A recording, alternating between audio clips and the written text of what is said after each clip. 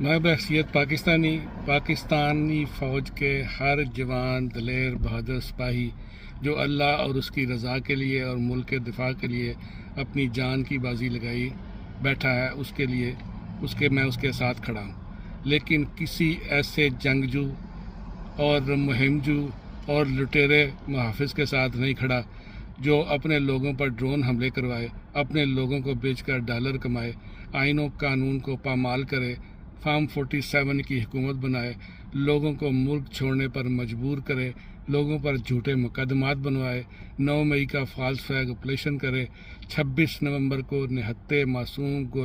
لوگوں پر گولیاں مارے، ان کو قتل کرے، ان کی لاشیں غائب کرے، ایسے کسی مہم جو لٹیرے محافظ کے ساتھ میں نہیں کھڑا،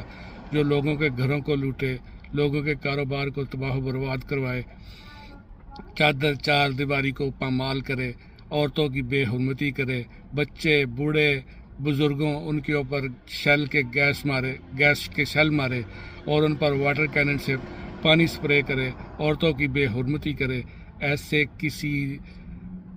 لٹیرے محافظ کے ساتھ میں نہیں کھڑا۔ میں صرف پاکستانی سپاہی کے ساتھ کھڑا ہوں جو اللہ کی رضا کے لیے اپنی جان ہتھیلی پر لیے سرحدوں پر کھڑا ہے۔